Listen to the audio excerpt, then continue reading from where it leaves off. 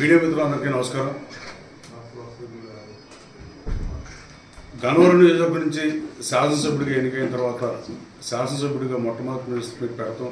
మీరు దాన్ని కవర్ చేయడానికి వచ్చినందుకు మీకు ధన్యవాదాలు తెలియజేస్తున్నాం. మీరు చాలామంది శాసనసభ్యుల్ని ఎంపీలని ఇంటర్వ్యూ చేసి ఉంటారు, ప్రెస్ మీట్లు పెట్టి ఉంటారు. వాళ్ళు ఏ ఏజ్లో శాసనసభ్యులు అవ్వాలని కోరుకుందో నాకు తెలియదు, కానీ నాకైతే 9th క్లాస్లో నేను ఉయ్యూరు కేసీపీ స్కూల్లో చదువుకున్నప్పటి నుంచి శాసనసభ్యుడు కోరిక.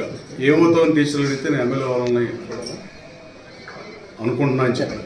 దానికి కారణం మా ఫాదర్ కజిన్, మా పెద్దనాన్న 1985లో మేము చిన్నప్పుడు విజయవాడ ఈస్ట్ నుంచి తెలుగుదేశం పార్టీ శాసనసభ్యులుగా పోటీ చేయడం, రాజకీయాల మీద ఆసక్తితో.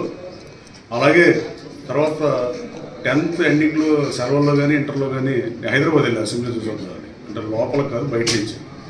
ఎట్టి పరిస్థితుల్లో రావాలన్నట్టుగా చూసి వచ్చాం. తర్వాత పరిణామాలు మారినాయి. ఇప్పుడు 2 రాష్ట్రాలండి. ఇప్పుడు ఆ శాసనసభ తెలంగాణకి అనమాట. ఏదేమైనా గన్నవరం నియోజకవర్గం నుంచి నన్ను గతంలో ఎన్నడూ లేనంత మెజారిటీ ఇచ్చి కేవలం 22,000 ఓట్లు దాసర్ బాలగోపాల్ గారికి గతంలో మెజారిటీ వచ్చింది. ఈ రోజున 37,700 ఓట్ల మెజారిటీతో నన్ను శాసనసభకి ఎన్నుకున్నందుకు గన్నవరం నియోజకవర్గ ప్రజలందరికీ నా పాదాభివందనం తెలియజేస్తున్నాను. నేను గతంలోనే గెలిచారని నా ఉద్దేశం. కేవలం 250 ఓట్లు, వాటికి పలు కారణాలు, ఏమైనా ఎలక్షన్ మార్చారేమో డౌట్లు, ఇట్లాంటి బోర్డు అనుభవాలు. ప్రజలు నా వెనకే ఉన్నారు. అంతకుముందు గత 2 ఎన్నికల్లో 2014, 2019 ఎన్నికల్లో 84 పంచాయతీలు ఉంటే 50 పంచాయతీల పైన వైసీపీకి మెజారిటీ వచ్చిన పరిస్థితి. కానీ ఈ రోజున కేవలం 24 గ్రామాలకే వైసీపీ పరిమితం అయిపోయింది. మిగతా 60 గ్రామాల్లో నాకే మెజారిటీ ఇచ్చారు. అలాగే నా విజయాన్ని కాంక్షిస్తూ చంద్రబాబు నాయుడు గారు, పవన్ కళ్యాణ్ గారు ప్రచారానికి వచ్చినందుకు మరోసారి మీడియా ముఖంగా ధన్యవాదాలు తెలియజేస్తున్నాను. నేను గతంలో మీడియా సమావేశంలో చాలాసార్లు చెప్పాను, కనీసం 2-3 ప్రెస్ మీట్లో చెప్పాను. 94 పునరావృతం అవుతుంది. ప్రధాన ప్రతిపక్ష హోదా ఉన్న కాంగ్రెస్కి ఆ రోజు 26 సీట్లు వచ్చినాయి. అలాంటి పరిస్థితి ఈ రాష్ట్రంలో ఉన్నాయి.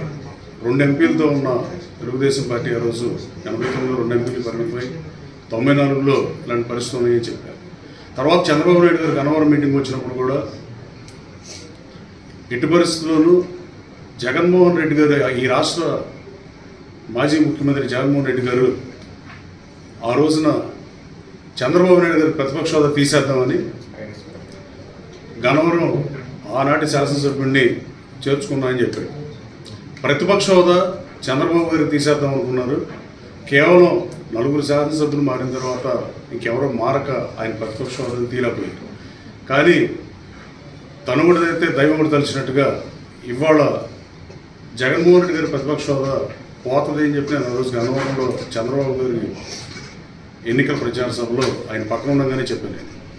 అదే జరిగింది. అలాగే కూటమి గెలిచింది. కేకే కూడా గెలిచాడు అనుకుంటున్నాను. అంత షార్ప్గా ఆయన జ్యోతిష్కుడిలో చెప్పినట్టు అనిపిస్తుంది. సర్వే సంస్థలు అయితే కొంచెం అటుగుడ్డుగా చెప్తూ ఉంటుంది.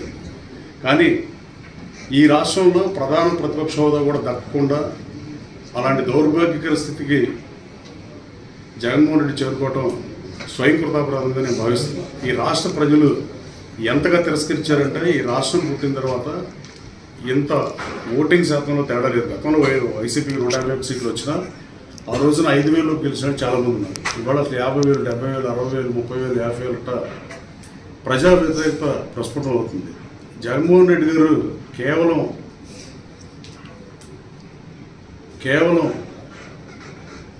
ప్రతీకార రాజకీయాలు, చంద్రబాబు నాయుడు గారి మీద లక్షల కోట్ల బడ్జెట్లు ప్రవేశపెట్టి వాటిని ఖర్చు పెట్టి ముఖ్యమంత్రిగా సింహభాగం పరిపాలించి రాష్ట్రం పరిపాలించిన ఆయన మీద ఓ 30 కోట్ల రూపాయల కుంభకాండాన్ని చూపి ఆయన అరెస్ట్ చేసి దానికి భారీ మూల్యం చెల్లించారు.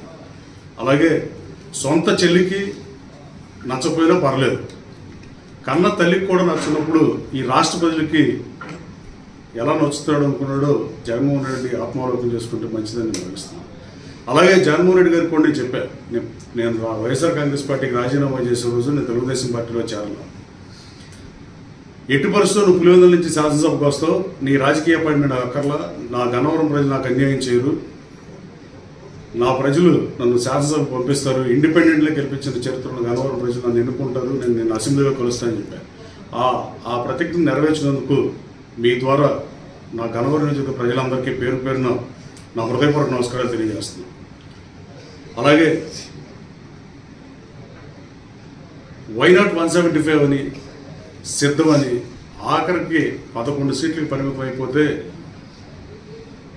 కనీసం శాసనసభలో ప్రతిపక్ష హోదా లేకుండా ఇప్పుడన్నా శాసనసభకి ఒక పార్టీ అధ్యక్షుడిగా వస్తాడా రాడనేది కాలం చెప్పాలి. వస్తే ప్రజల పక్షాన్ని పోరాడినట్టు, రాకపోతే ప్రజలు ఏమనుకుంటారనే దాన్నన్నా పరిగణలో తీసుకుంటాడని భావిస్తున్నాను. 24 మంది శాసనసభ్యులు పోటీ చేసి ఆయన కోసం పోటీ చేసి ఓడిపోతే 19 మందిని మార్చేసిన పరిస్థితి.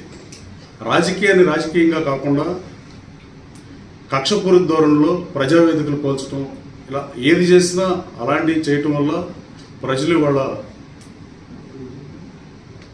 చంద్రబాబు గారికి కూటమికి అత్యధిక సీట్లు కట్టబెట్టిన పరిస్థితి.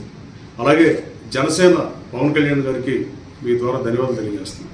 ఈ రాష్ట్రంలో వైసీపీ వ్యతిరేక ఓటు చేరనివ్వనని చెప్పి వైఎస్ఆర్ కాంగ్రెస్ పార్టీ ప్రభుత్వాన్ని బంగాళాఖాతంలో కలపడమే ధ్యేయంగా పనిచేశారు కదా 3.5 సంవత్సరాలుగా.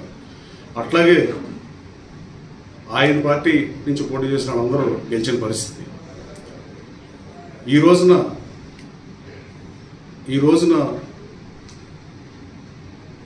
ఈ రాష్ట్రంలో ఎలాంటి పరిస్థితులు ఉన్నాయో అనేది మీడియా సోదరులకే ఎక్కువ తెలుసు. రోడ్ల పరిస్థితి, పోలవరం పరిస్థితి, అమరావతి పరిస్థితి అన్నీ. కానీ ముఖ్యమంత్రి గారు రాజకీయాలు చేయనంటారు, కానీ కార్యకర్తలు కానీ అభిమానులు కానీ చాలా భావోద్వేగుతున్నారు. నియోజకవర్గం చాలా ప్రాంతాల్లో ఇక్కడ వంశీ మీద ఖచ్చితంగా రిలీజ్ తీసుకోవడం చాలా మంది భావోద్వేగుతున్నారు. వాళ్ళకి కక్షపూరిత రాజకీయాలు చేయనంటే నేను స్వామీజీ ఉన్నకి నేను సందేశం ఇచ్చేది ఏమంటారు, బేసికల్లీ నేను చేయనది ఏంటంటే సామాన్య ప్రజల మీద, కార్యకర్తల మీద, ఏ పార్టీ కార్యకర్తలు ఏం రాదు కదా, ఏదో వాళ్ళ ఇంట్రెస్ట్ ఉందో పార్టీలో తిరుగుతారండి. కమ్యూనిస్ట్ పార్టీలో కానీ ఈసారి గన్నవరం ప్రజలు ప్రతిసారి కమ్యూనిస్ట్ పార్టీకి 4,500 ఓట్లు మినిమంగా 4,000 ఓట్లు పైనే ప్రతి ఎన్నికల్లో పడినాయి. 82 నుంచి సుందరయ్య గారు కాల్ చేసేవాళ్ళు. ఈసారి 1,100 ఓట్లు మాత్రమే పడినాయి. అంటే కమ్యూనిస్ట్ సోదరులు కూడా నాకు ఓటేశారు అని నేను బలంగా నమ్ముతున్నాను. అలాగే కక్షపూరిత రాజకీయాలంటే నేరం చేసి దాడులకు గురైన వాళ్ళు అడగాల్సిందికి వస్తుంది కదా. అంటే గత 5 ఏళ్లుగా వాళ్ళ దాడులకు కానీ వాళ్ళ ఇబ్బందులకు కానీ గురైన వాళ్ళకి సంబంధించి వాళ్ళకి ఎలా అండగా ఉంటాను.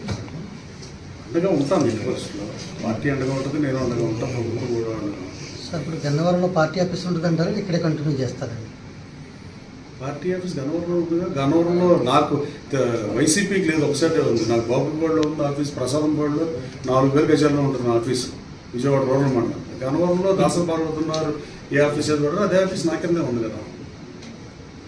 అది ఆ క్వశ్చన్ ఎందుకు వచ్చింది? గన్నవరం మీడియా సోదరులు కొంచెం వివక్షగా ఉంటారని ప్రెస్ మీట్ విజయవాడలో పెట్టారు. గతంలో చాలాసార్లు చెప్పారు, మీకు అర్థం అనుకుంటా. లేకపోతే విజయవాడ రావాల్సిన అవసరం నాకేం ఉండదు. అలాగే నేనేం ధర్మరక్షణ కాదు పారిపోవడానికి. లక్ష్మీ నరసింహ ధర్మరక్షణ క్యారెక్టర్ ఉంటుంది.